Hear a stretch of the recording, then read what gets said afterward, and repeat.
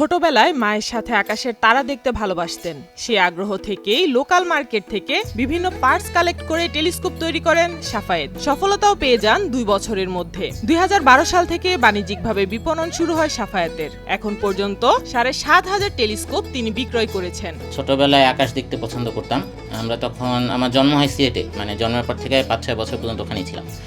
তো ছোটবেলায় আমার আম্মা ওই দেখা যেত যে সন্ধ্যার পরে আমাকে নিয়ে রাস্তায় ঘুরে বেড়াতো, আর আমরা এখানে পাহাড় গাছপালা এসব ছিল, তো আকাশ দেখা যেত খুব চমৎকার ওই সময়। এটা 84 সালের ঘটনা, 84, 85, 86 ওই সময়ের আকাশের কথা বলতেছি। তো ওই সময় আকাশ অনেক পরিষ্কার ছিল সারা বাংলাদেশেই। তো সেই সময় প্রচুর তারা দেখা যেত। তো আমার আম্মা আমাকে নিয়ে আর কি তারাগুলো দেখতো, আমিও দেখতাম। তো ছোটবেলা থেকেই আকাশের প্রতি একটা ঝোঁক। এছাড়া তার টেলিস্কোপ ব্রাজিলেও তিনি পরীক্ষামূলকভাবে রপ্তানি করেছিলেন, যদিও তা তিনি অর্থের অভাবে বাণিজ্যিকভাবে শুরু করতে পারেননি। সরকারি বা বেসরকারিভাবে সহায়তা পেলে তা সফলভাবে রপ্তানি করা সম্ভব বলে মনে করেন তিনি। আমাদের মতো এরকম আমরা যারা আছি, আমাদেরকে এইভাবে একটু যদি সরকার থেকে বা বেসরকারি পদে থেকে যদি ফান্ডিং দেয়, ঠিক আছে। অনেকেই দেখা যায় যে ফান্ডিং দিতে চায়, দেখা গেল যে সে হয়তো আপনার রিপোর্টটা দেখে সে ফান্ডিংয়ের জন্য আগ্রহী হলো, কিন্তু দেখা যাবে যে ওই 2-3 মাস পরেই সে এটার থেকে রিটার্ন চায়। তো এখন কথা হচ্ছে, আমার এই ছোট্ট একটা মাইক্রোস্কোপ ডেভেলপ করতে 2.5 বছর সময় লেগেছে। আমি তো চাইলে ওটা 2 দিনে করে ফেলতে পারতাম। তো এখনও সেটা সেলে যায় নাই।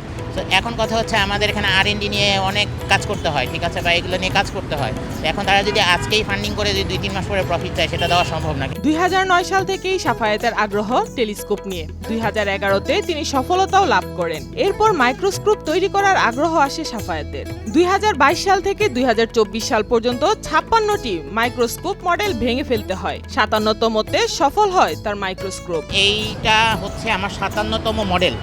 এটার আগে আরও 56টা মডেল তৈরি করে ভেঙে ফেলা হয়েছে, এবং এটাতে একজন ফান্ডিং করেছিলেন অপু ভাই নামে, উনি উত্তরায় থাকেন। উনি ফান্ডিং করেছিলেন এটা 2022 সালে 35,000 টাকার মতো। সেটাতে এটা কাজ শুরু করে এরপরে 2022 থেকে আজকে 2024 শেষ হয়ে যাচ্ছে। এখন এই জিনিসটা আপনাদেরকে প্রেজেন্টেবল ওয়েতে আসছে আর কি। তো এটার পেছনে আরও অনেক খরচ হয়েছে। তো যখন আমরা এটা বাল্ক অর্ডার পাবো, তখন আমরা এটাকে হয়তো 500 টাকাতে দিতে পারবো, ঠিক আছে। বা আমরা যখন এই যে টেলিস্কোপটার বাল্ক অর্ডার পাবো, তখন এটাকে আমরা 2,500 টাকায়।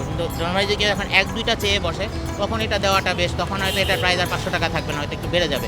তো বাল্ক অর্ডার যখন আসবে, যখন আমি এটা ইন্ডাস্ট্রি বা এরকম লেভেলের থেকে এটাকে তৈরি করতে শুরু করব, বা এটা যখন এখানে আমরা এটার ইউজার তৈরি করতে পারবো, তখন এটাকে আমরা এই দামের মধ্যে দিতে পারবো। সাফায়েত বলছেন, দেশের বাজারে পাওয়া যে কোনো সাধারণ মাইক্রোস্কোপের দাম প্রায় 1,700 থেকে 2,000 টাকা, কিন্তু তার তৈরি করা মাইক্রোস্কোপ মাত্র 500 টাকায় বিক্রি করা হয়।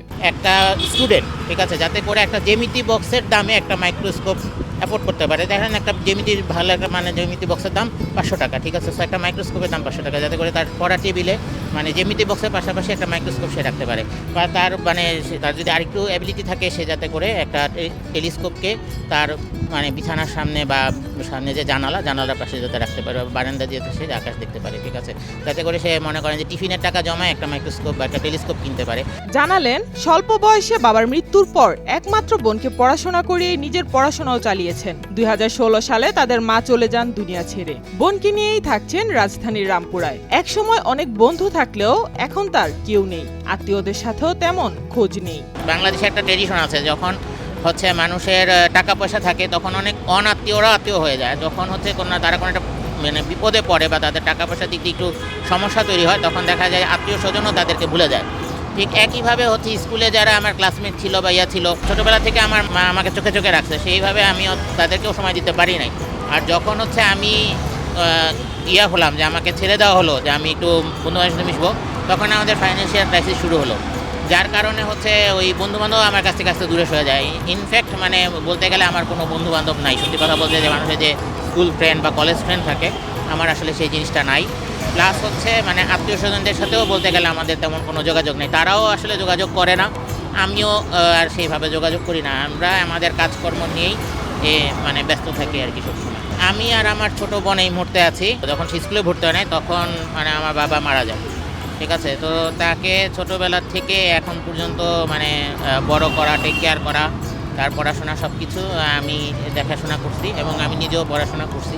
সাফায়েতের প্রধান লক্ষ্য গ্রামীণ বিদ্যালয়ে পৌঁছানো। সেখানে উচ্চ মূল্যের কারণে শিক্ষার্থীরা তাদের বিজ্ঞানের শিক্ষার জন্য খুব কম আধুনিক সরঞ্জামে সুবিধা পায়। আমার যে টেলিস্কোপটা এখন আমার হাতে যেটা দেখছেন, এটার প্রাইস আপনার 2,500 টাকা, বাজারে এই প্রাইজের মধ্যে কোনো টেলিস্কোপ আপনি পাবেন না। তাই আমার যে মাইক্রোস্কোপটা সেটা হচ্ছে দাম হচ্ছে 500 টাকা। বাজারে হচ্ছে এই মানের মাইক্রোস্কোপ আছে, কিন্তু সেটা লোহা দিয়ে তৈরি এবং হচ্ছে বেশ ওয়েট, মানে প্রায় 700 থেকে 1000 গ্রাম ওয়েট, ওটার প্রায় 1 কেজির মতো, এবং পাওয়ারও অনেক কম। আর আমার এটার পাওয়ারটা অনেক বেশি, কিন্তু প্রাইস অনেক কম। দেখা গেছে যে আপনি ওই একটা মাইক্রোস্কোপের টাকাতে এখানে 3টা মাইক্রোস্কোপ অ্যাফোর্ড করতে পারবেন। ঠিক আছে, যারা স্কুলে আছে, মানে স্কুল কলেজে মানে যারা শিক্ষার্থী আছে, বা ইভেন ক্লাস 5 থেকে শুরু করে ইন্টারের যে বই আছে, বিজ্ঞান বই আছে, বিজ্ঞান বইয়ে বায়োলজির যে প্র্যাকটিক্যালগুলো আছে, মোটামুটি সেগুলো আমার এই মাইক্রোস্কোপটা দিয়ে করা সম্ভব। তিনি মনে করেন তার তৈরি করা মাইক্রোস্কোপ এবং টেলিস্কোপ প্রান্তিক অঞ্চলের শিক্ষার্থীদের জন্য সুফল বয়ে আনবে। এই গবেষণাগুলো মূলত হচ্ছে গ্রাম অঞ্চলের প্রত্যন্ত যে এলাকাগুলো আছে সেখানের লোকজনের জন্য।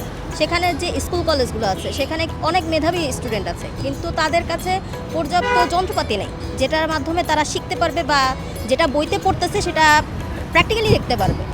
তো ভাইয়ার কাজ হচ্ছে মেইনলি এইটাই, যে সেই সব স্টুডেন্ট যেন এগুলা ইউজ করতে পারে। সাইমা আক্তার, নয়া দিগন্ত।